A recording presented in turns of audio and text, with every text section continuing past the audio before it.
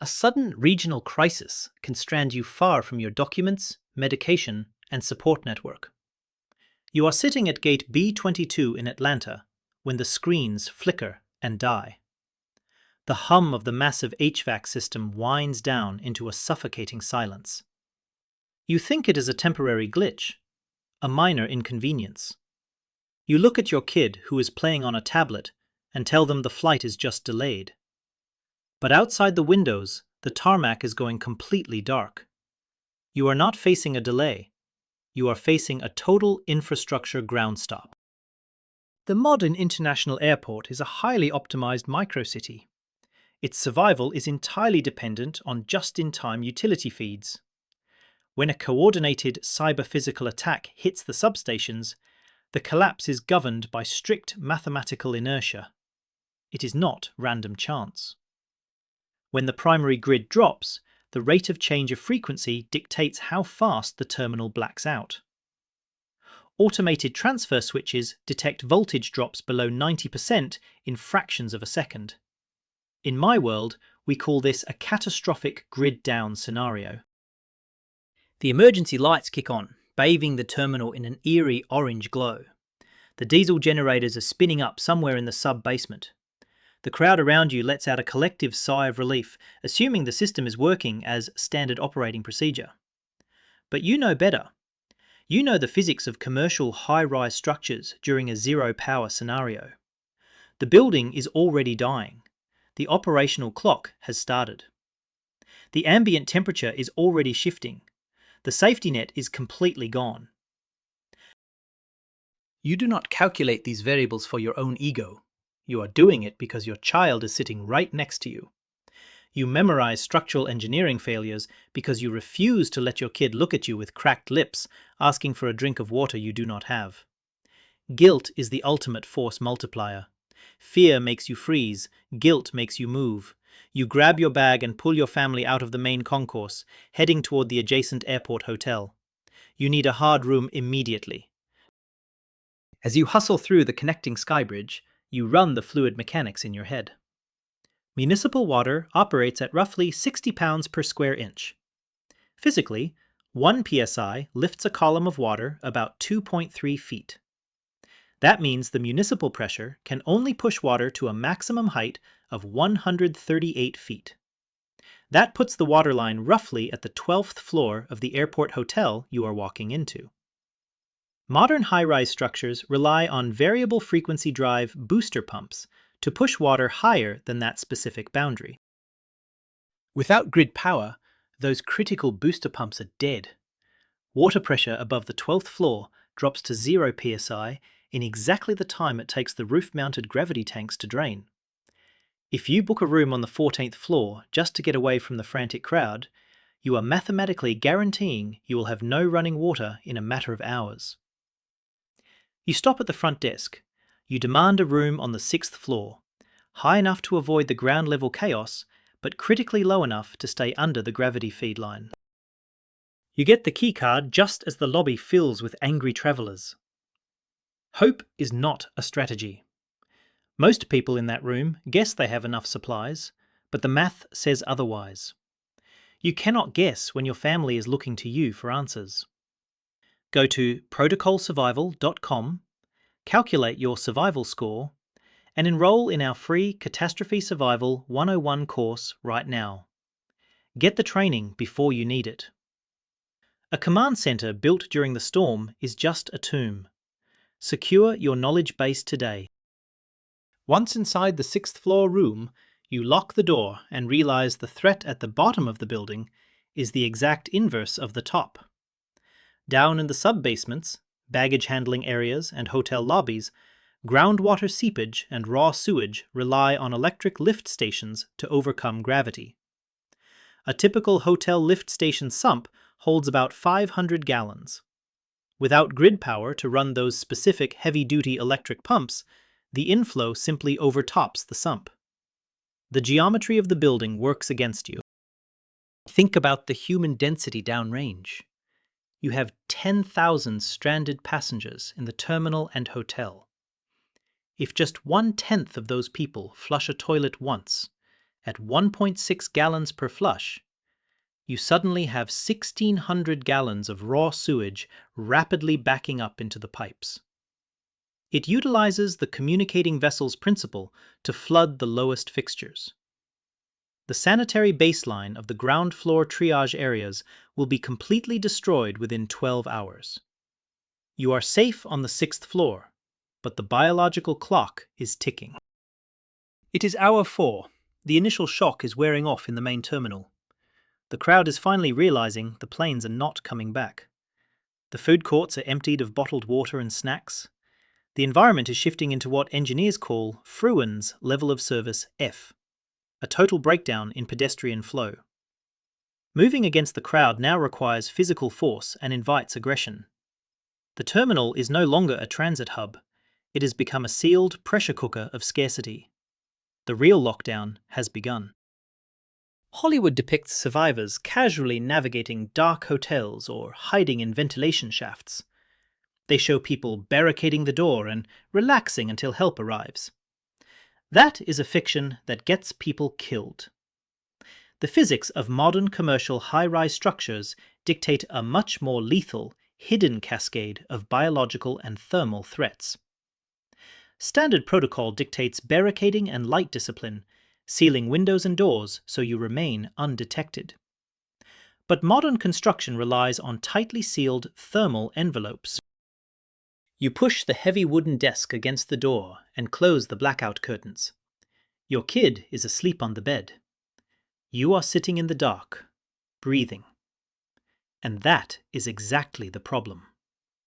A standard hotel room is 300 square feet with 8-foot ceilings.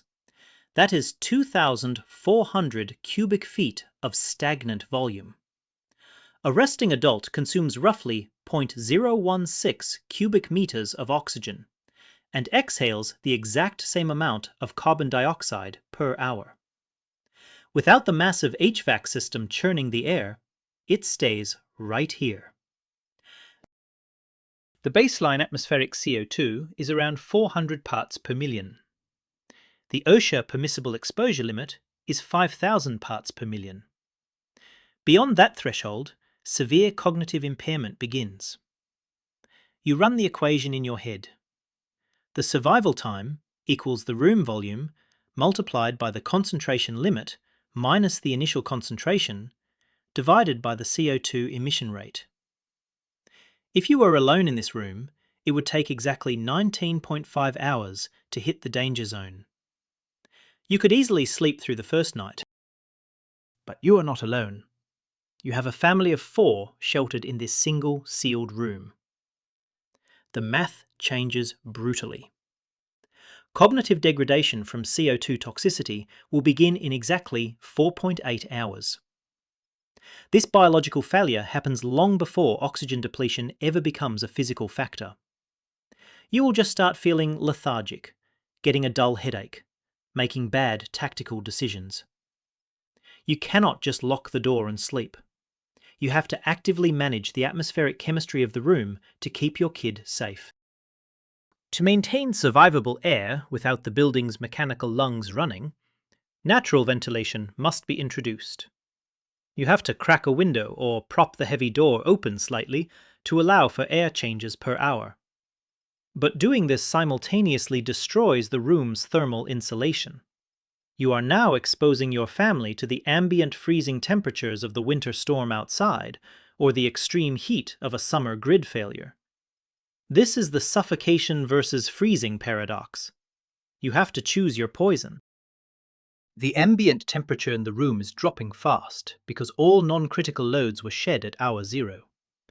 To survive the freezing temperatures while keeping the air breathable, you must transition from a passive consumer of infrastructure to an active structural engineer.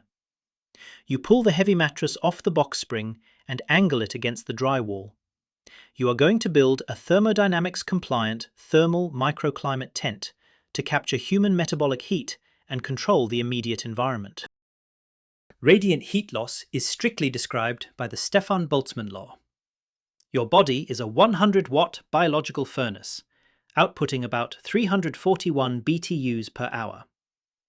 If you just lay on the bare bed, That heat radiates out into the massive dead volume of the freezing hotel room and is gone forever. You need to confine that heat. You open your travel trauma kit and deploy an emergency Mylar blanket. Mylar has an emissivity of 0.04, meaning it reflects 96% of your radiant heat directly back at you. You rigorously tape the Mylar blanket to the underside of the angled mattress to serve as your inner radiant barrier. Then, you layer 2 to 3 standard hotel polyester blankets over the top to act as a conductive barrier. Standard polyester blankets provide an R value of roughly 1.5 per inch of thickness. You intentionally limit the tent volume to no more than 2 cubic meters. That is just enough space to encompass you and your child, ensuring no heat is wasted on empty atmospheric space. At this confined volume, your combined 100-watt outputs will raise the internal air temperature to a stable equilibrium roughly 20 degrees higher than the dead hotel room. This prevents hypothermia. Crucially, you leave a small vent hole near the bottom edge of the tent. This utilizes the chimney effect, pulling in fresh, heavier oxygen from the floor while retaining the upper trapped heat. You have solved the paradox. You can prop the main hotel room door open for air without freezing to death. It is now hour 12. Day 1 of the lockdown is dragging on. The degradation of critical lifelines during a travel freeze extends way beyond standard insulin refrigeration. You hear heavy, wet coughing from the room next door. A traveller over there is likely dealing with advanced medical supply disruption. Broad-spectrum antibiotics, like amoxicillin, which many careful travellers carry, are highly susceptible to moisture and thermal excursions. They are not designed for a high-heat grid collapse. If the room gets above 77 degrees Fahrenheit, the clavulanate component of the antibiotic rapidly hydrolyzes.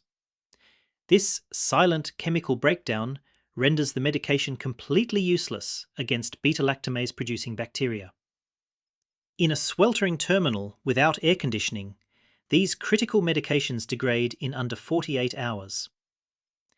The infrastructure is not just failing structurally.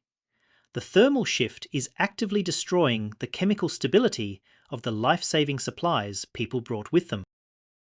And it is significantly worse for electronic medical dependents. Think about a stranded traveller requiring a CPAP machine for sleep apnea. They require about 60 watts of continuous power to keep their airway open. For an 8-hour sleep cycle, the baseline energy requirement is 480 watt-hours.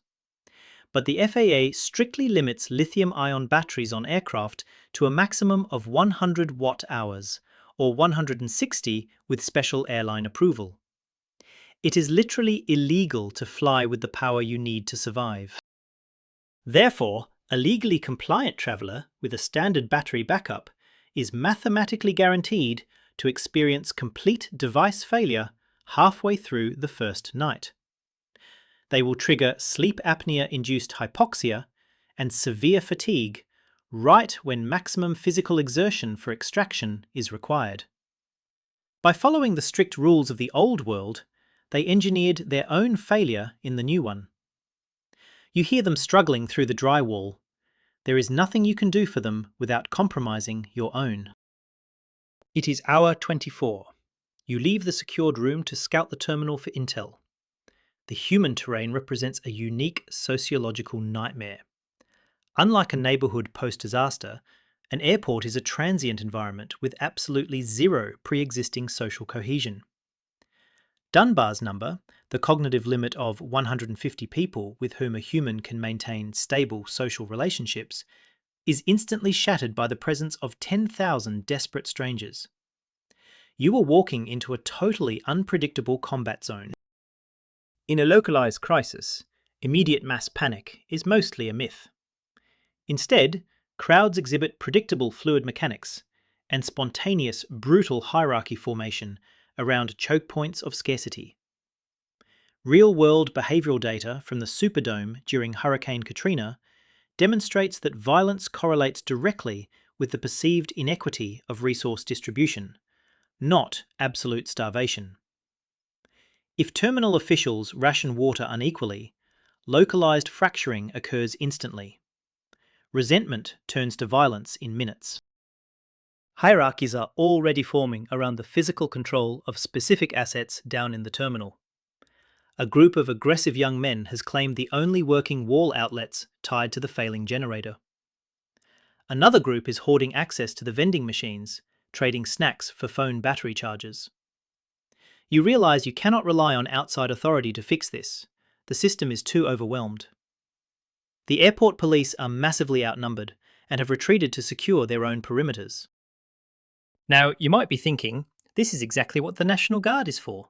The government would just roll up in armoured trucks and hand out water bottles to everyone in the terminal. That is the steelman argument of the comfortably unprepared. You assume state-level logistics can instantly bridge the massive gap of a regional systemic failure. But you are ignoring the brutal physics of military logistics and the immediate reality of localized, shattered road grids. Nothing moves that fast. A standard guard deployment takes 72 hours just to muster and brief personnel. By the time they load heavy trucks and navigate highway systems completely gridlocked by abandoned civilian vehicles and dead traffic lights, this 48-hour window is over. They cannot simply fly in because the FAA ground stop means the ATC towers are completely blind. There is no air support coming. You are entirely on your own. The cavalry is stuck in traffic 10 miles away, waiting for orders. Survival in a highly populated transient hub requires mastering strategic unimportance. The lone wolf tactical fantasy of donning a plate carrier and openly carrying an assault rifle through a disaster zone guarantees you will be targeted by law enforcement or desperate civilians. You must blend in perfectly. Your operational security depends on camouflaged vulnerability. You want to look like everyone else. Just another stranded traveller hoping for a flight. You hide your capabilities at all costs. Your crisis kit must never look like a crisis kit. A tactical backpack with MOLLE webbing signals to everyone in that terminal that you possess high-value assets like meds, comms, and tools. You are painting a target on your back. You must utilize standard, high-durability civilian luggage. A scuffed Samsonite hard case or a standard commuter backpack is perfect. You want to appear slightly distressed and inconvenienced, matching the baseline mood of the crowd. Not too desperate, but not highly supplied. When the grid goes dark, the cloud goes with it. Your digital manuals are useless if you cannot access them. You need a command center that works completely offline. I built Protocol Survival to be that system. Secure your inventory, track your operational timers, and access your free training modules right now while you still have a cellular signal. Go to protocolsurvival.com and download the offline backup. Do not wait until the cell towers run out of diesel to look for a lifeline. It is hour 30. Your family desperately needs water. The gravity tanks on the roof are completely drained. The bathroom taps are dead. You must procure water from the only remaining stagnant sources: toilet tanks, melted ice machine reservoirs, or the massive cooling tower sumps on the utility floors. You sneak into an unlocked maintenance closet and drain a utility sink trap into a bottle. This water has extreme turbidity, meaning high suspended solids and a massive unseen microbial load. You cannot just boil it because you have no heat source that will not trigger a smoke alarm and alert the hallway. You must utilize chemical disinfection. You open your discrete kit and pull out a travel-sized vial of calcium hypochlorite, standard HTH pool shock at 68% available chlorine. CDC guidelines require a free chlorine concentration of 5 parts per million for highly turbid water, with a strict 30-minute contact time at 68 degrees. You have to get the dosing exactly right. You use the titration formula, C1V1 equals C2V2. First, you create a stock solution by mixing 1 gram of the granular pool shock into 1 liter of water. This creates a 680 parts per million stock solution. Now you need to treat 1 liter of scavenged, dirty water to hit that exact target of 5 parts per million. You run the math in your notebook. 680 times V1 equals 5 times 1000. V1 equals 7.35 milliliters. Precision is survival.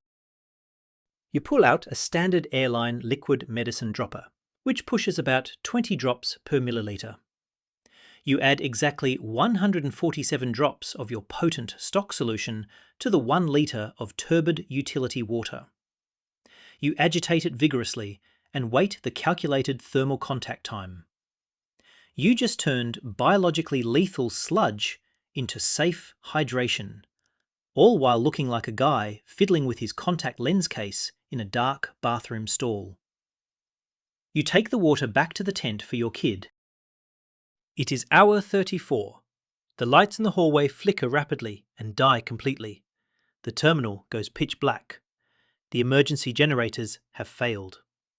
Most commercial facilities operate Class 48 systems, strictly mandated by NFPA 110 to have 48 hours of on-site fuel at a calculated load.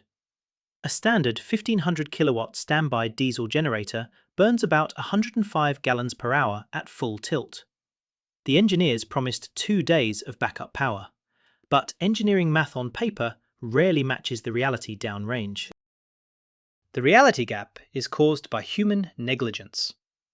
Belly tanks are rarely maintained at 100% capacity due to fuel degradation. Microbial growth in ultra-low sulfur diesel ruins the supply if it sits too long, so facilities run them low. Assuming a 5,000-gallon tank at an industry average 70% fill, you only have 3,500 gallons of usable diesel. Do the division. The generator experiences complete fuel starvation at T plus 33.3 hours. It falls well short of the promised 48-hour mark. The background hum of the airport ceases entirely. The building is officially dead. The massive air ventilation stops completely. The remaining 10,000 people are now sitting in a dark, rapidly warming or freezing concrete box. And the panic is about to escalate from fluid to kinetic. You retreat back to the 6th floor room. The darkness is oppressive. It is time to sustain your family's basal metabolic rate before the physical exertion of the final extraction drains your reserves completely. You cannot induce osmotic diarrhea from eating pure convenience store sugar, or protein poisoning from eating only lean jerky. Your travel go bag must prioritize extreme lipid density. Lipids yield 9 kilocalories per gram, whereas carbohydrates and proteins only yield 4 kilocalories per gram. You calculate your basal metabolic rate using the Mifflin-St. Jeor equation. For an average male, it is roughly 1,800 kilocalories a day just to sustain organ function and prevent severe cognitive decline under stress. Your kid needs slightly less, but their psychological stress load is immense, burning energy fast. You pull out the ultimate scarcity logistics food source, a vacuum-sealed bag of macadamia nuts. 500 grams of macadamia nuts yields exactly 3,590 kilocalories. This perfectly bridges a 48-hour gap at a weight penalty of only 1.1 pounds. It completely prevents catabolism of your muscle tissue. You ration the nuts to your family in the dark. It is quiet. No cooking smells to alert the hallway. To prevent scurvy and vitamin deficiencies, which begin subclinical manifestation rapidly in highly stressed states, you hand everyone a 1,000 milligram ascorbic acid tablet. The human body requires a bare minimum of 10 milligrams a day just to prevent collagen breakdown. In a high-stress environment, your cortisol spikes and depletes your vitamin C reserves instantly. You are biologically stabilizing your unit from the inside out. You have water, you have calories, you have warmth. You are ready to move. Suddenly, you smell acrid smoke bleeding under the door. Someone on the lower floor, desperate for warm food, tried to boil water using a camping stove and ignited the synthetic drapery in their room. Commercial fire protection heavily relies on NFPA 13 automated sprinkler systems. But the municipal grid is down, and the automated transfer switches have failed. The massive electric fire pumps are completely dead. The building has zero automated defences against what is about to happen next. The backup diesel fire pumps in the basement are cavitating because the municipal residual pressure dropped below their intake threshold hours ago when the boosters died. The standpipes in the stairwells are completely dry. There is zero water pressure to fight this fire. The heat release rate equation now dictates the fate of the entire building. Modern hotel furnishings are predominantly polyurethane foam and synthetic textiles. These materials yield extreme heat of combustion values, roughly 30 megajoules per kilogram. Without sprinkler intervention, flashover occurs in 3 to 5 minutes at roughly 600 degrees Celsius. Flashover is when all combustible material in a room ignites simultaneously due to intense thermal radiation. The room becomes a furnace, and the internal pressure is building rapidly. Without elevator access or stairwell pressurization fans to push the smoke back, the thick smoke acts as a high-pressure fluid. It is filled with lethal hydrogen cyanide gas derived from the burning synthetic combustion. This toxic fluid rapidly fills the egress stairwells via the stack effect, rising like a massive chimney. It will easily kill occupants dozens of floors above the fire before the actual flames ever reach them. You cannot stay in the room. The microtent will not protect you from cyanide gas. The thermal envelope is compromised. You grab the go bag and check the hallway. It is hazy but passable. The final timer has started. Your operational window for self-extraction has officially arrived. Historically, this optimal window opens at T plus 12 hours, when the initial shock fades, but severe physiological dehydration hasn't begun. It completely closes by T plus 48 hours, when the generators die, the sewage overtops the sumps, and the environment reaches critical biological toxicity. With the fire starting below you, your window is slamming shut right now. You put the wet masks over your family's faces and step into the hall.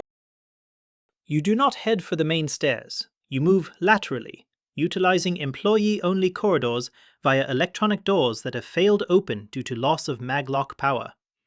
This is standard in fire code fail-safe design, and you mapped it out hours ago. You bypass the main choke points. You avoid the screaming masses in the smoke-filled lobby. You use your flashlight sparingly, keeping the beam aimed at the floor to maintain your grey man profile.